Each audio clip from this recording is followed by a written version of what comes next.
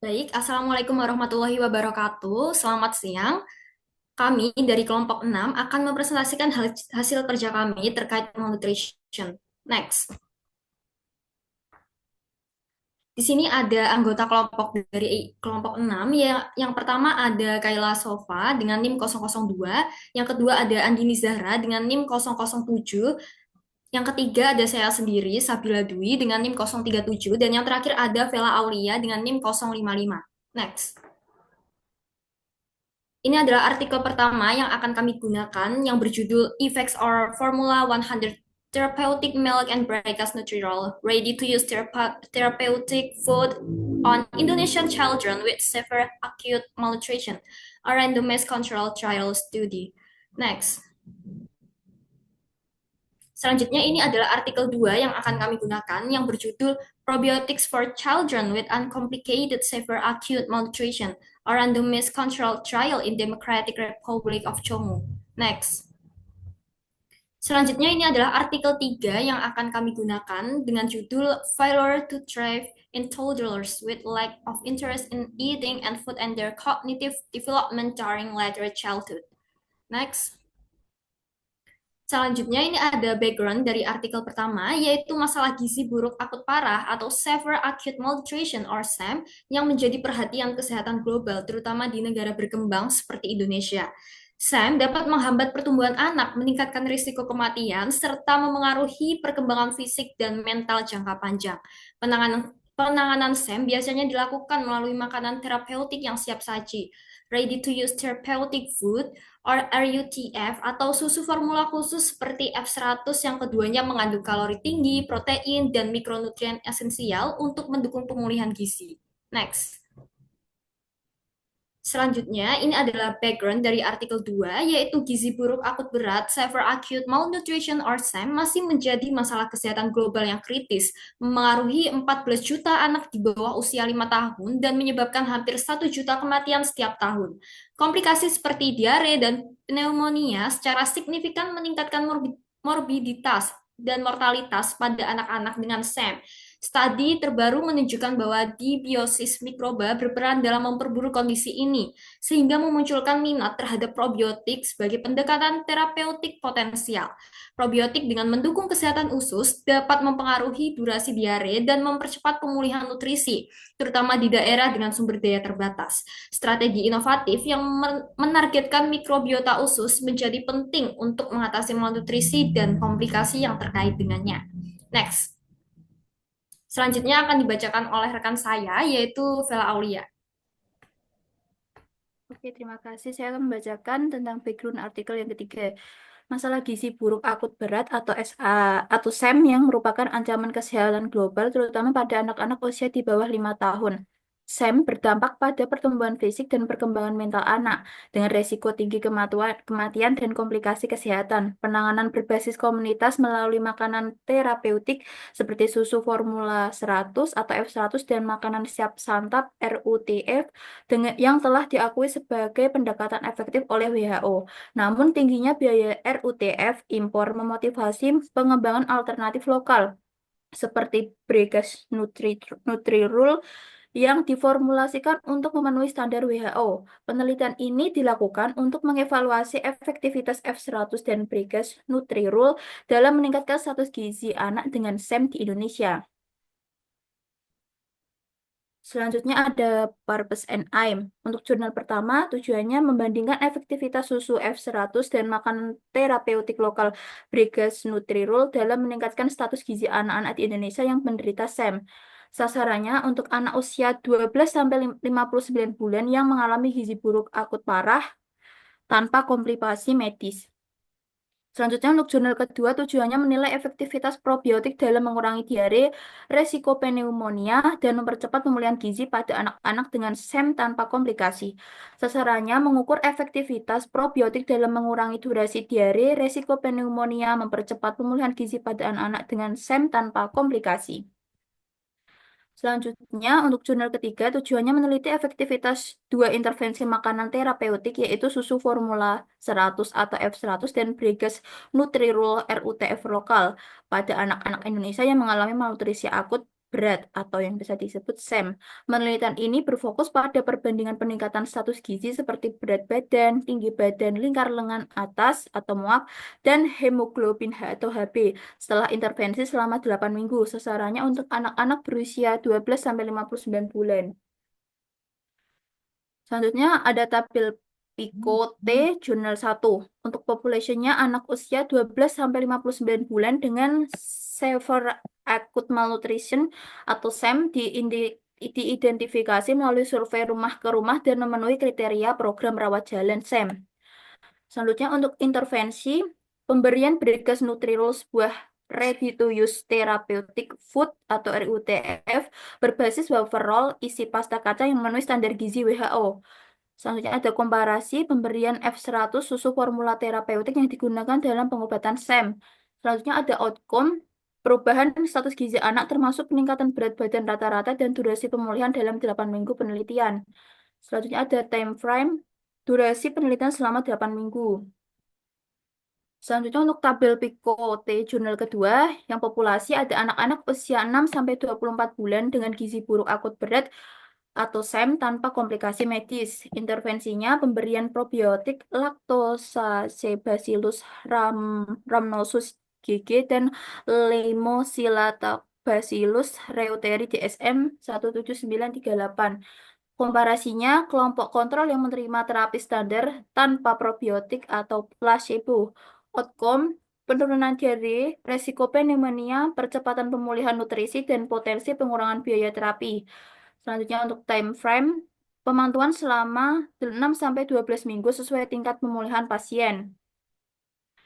Selanjutnya ada tabel Picote jurnal ketiga untuk population anak-anak usia dini dengan gangguan gizi buruk atau malnutrisi failure to thrive yang disebabkan oleh gangguan pola makan.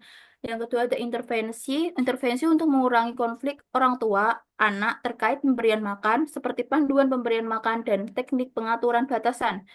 Untuk komparasi, anak-anak tanpa riwayat gangguan pola makan atau malnutrisi sebagai kelompok kontrol. Untuk outcome, perkembangan kognitif anak berdasarkan skor IQ menggunakan Wechsler Intelligence Scale for Children. Untuk time frame, penelitian dilakukan dari masa diagnosis usia 12 sampai 24 bulan hingga tindak lanjut usia saat rata-rata 10 tahun. Selanjutnya ada Synthesis of Evidence. Untuk jurnal pertama, penelitian membandingkan efektivitas susu F100 dan bergas Nutrirol pada anak dengan malnutrisi akut berat. Keduanya efektif meningkatkan status gizi, termasuk berat badan, panjang badan, lingkar lengan atas, dan Z-score berat badan terhadap tinggi badan. Bregas Nutrirol menunjukkan peningkatan panjang badan dan tingkat pemulihan yang sedikit lebih tinggi, sedangkan F100 lebih efektif meningkatkan hemoglobin. Penelitian ini mendukung penggunaan RUTF lokal seperti Bregas Nutrirol sebagai alternatif efektif untuk pengelolaan SAM. Selanjutnya untuk jurnal kedua, penelitian ini menunjukkan bahwa probiotik efektif mengurangi durasi diare hingga 38,5% dan mempercepat pemulihan gizi pada anak-anak dengan malnutrisi akut berat tanpa komplikasi, terutama pada anak di atas 16 bulan. Probiotik tidak mempengaruhi kejadian pneumonia atau kebutuhan rawat inap, tetapi potensial untuk mendukung pengelolaan SEM di lingkungan terbatas sumber daya. Selanjutnya, untuk Synthesis of Evidence jurnal ketiga akan dibacakan oleh rekan saya, Haila Sofa. Silakan. Baik, untuk selanjutnya pada jurnal ketiga, penelitian ini menemukan bahwa kegagalan tumbuh pada balita dengan minat makan yang rendah tidak berhubungan signifikan dengan IQ anak. IQ anak dengan riwayat minat makan yang rendah juga tidak berbeda dari anak tanpa gangguan makan. Namun, pendidikan ayah berpengaruh positif terhadap IQ. Intervensi sebaiknya fokus pada perbaikan hubungan orang tua anak dalam pola makan, bukan hanya peningkatan berat badan anak. Selanjutnya adalah Outcome and Measurement Plans artikel 1. Peningkatan berat badan pada kelompok bergas Nutrirol dan F100 menunjukkan peningkatan berat badan yang signifikan setelah 8 minggu intervensi. Kelompok bergas Nutrirol mencatat kenaikan rata-rata berat badan sebesar 1,07 kg, sedikit lebih tinggi dibandingkan dengan kelompok F100 yang naik 1,05 kg. Kemudian, peningkatan lingkar lengan atas kenaikan lingkar lengan atas atau lila pada kelompok Bregas-Nutrirol sebesar 0,62 cm sedikit lebih besar dibandingkan dengan kelompok F100 yaitu 0,5 cm. Kemudian ada peningkatan tinggi badan pada kelompok Bregas-Nutrirol menunjukkan peningkatan tinggi badan rata-rata sebesar 0,96 cm. Itu lebih tinggi dibandingkan kelompok F100 yang rata-rata meningkat sebesar 0,81 cm. Kemudian ada peningkatan kadar hemoglobin. Pada kelompok F100 mengalami kenaikan hemoglobin yang signifikan sebesar 0,71 mg per desiliter, sedangkan kelompok Bregas-Nutrirol hanya meningkat sebesar 0,11 mg per desiliter yang tidak signifikan. Untuk selanjutnya, tingkat pemulihan. Tingkat pemulihan anak-anak yang menerima Bregas-Nutrirol sedikit lebih tinggi, 94,7%.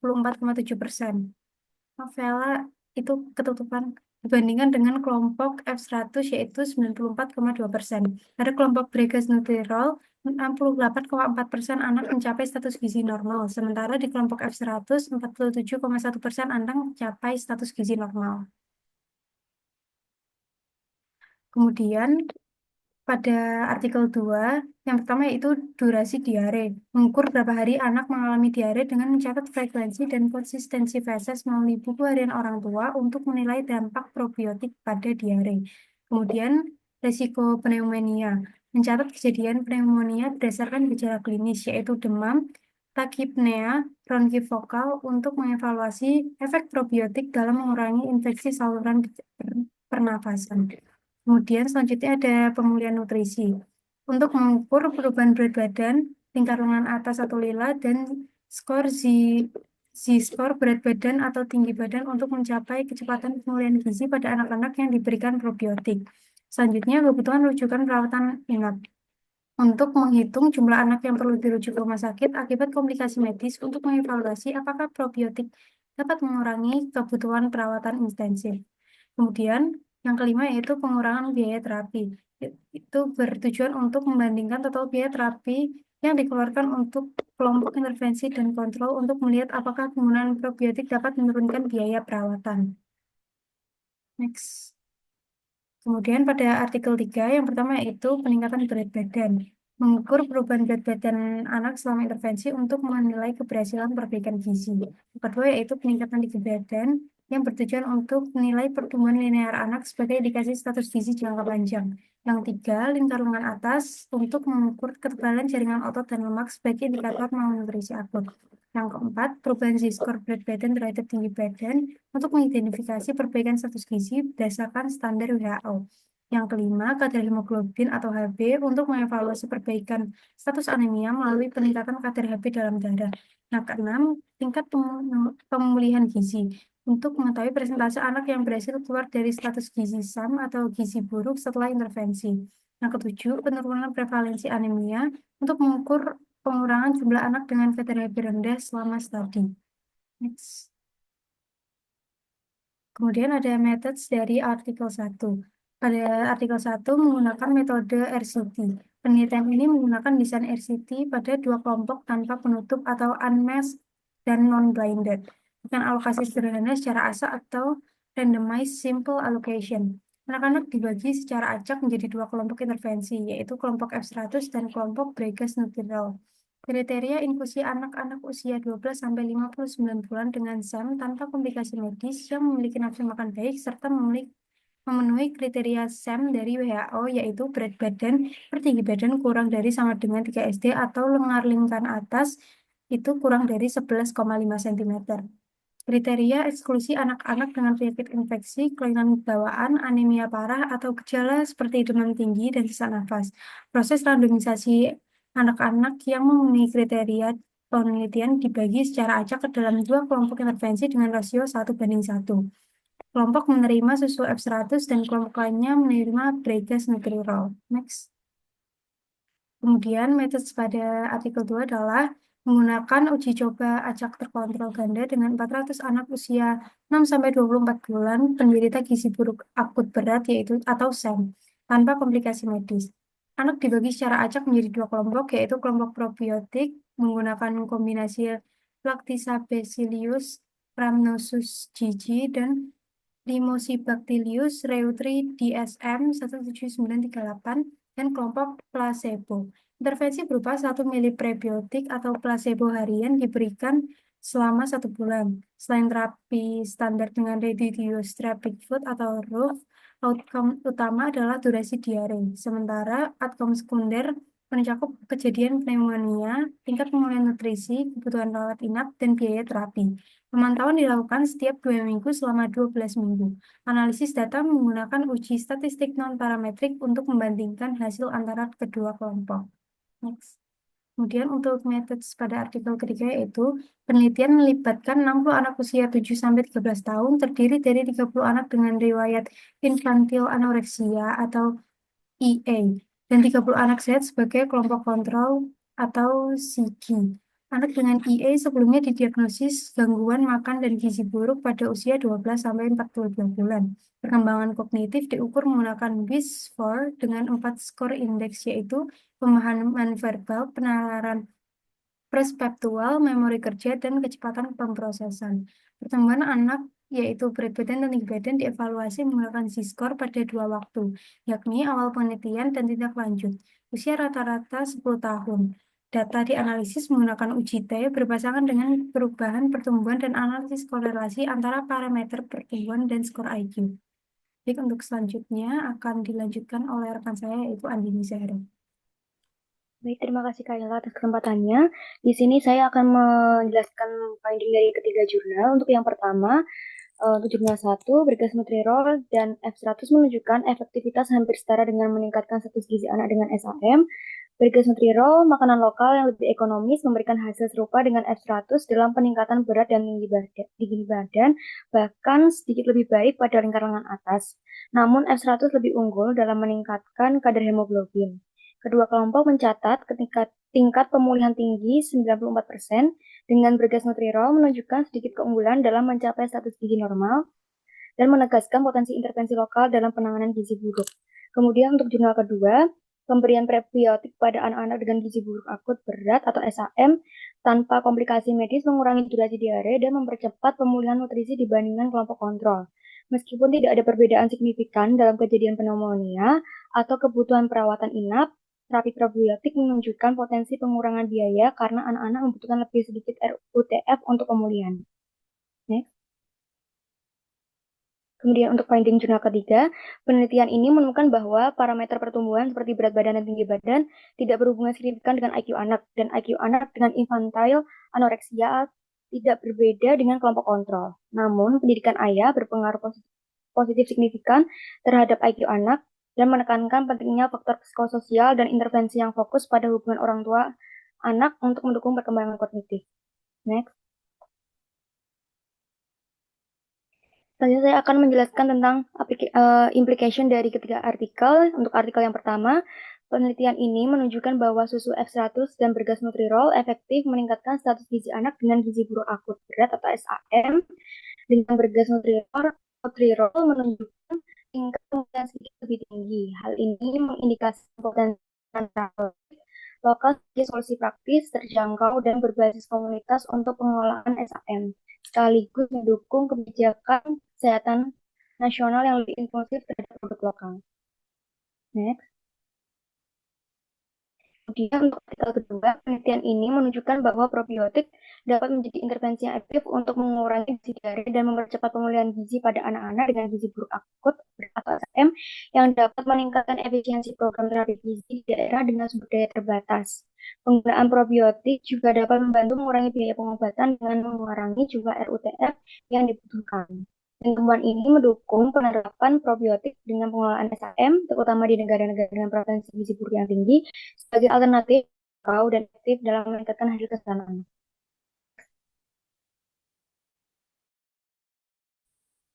Kemudian untuk implication dari artikel ini, penelitian menegaskan pentingnya mengelola konflik orang tua anak dalam pemberian makan, bukan sekedar fokus pada peningkatan berat badan. Pendidikan ayah terbukti berpengaruh positif terhadap IQ anak, sehingga intervensi harus melibatkan ayah untuk mendukung hubungan emosional perkembangan kognitif anak. Pendekatan ini juga memutus siklus negatif antara penolakan makan anak dan kecemasan orang tua. Next. Kemudian ini ada ketiga referensi jurnal artikel yang kami gunakan.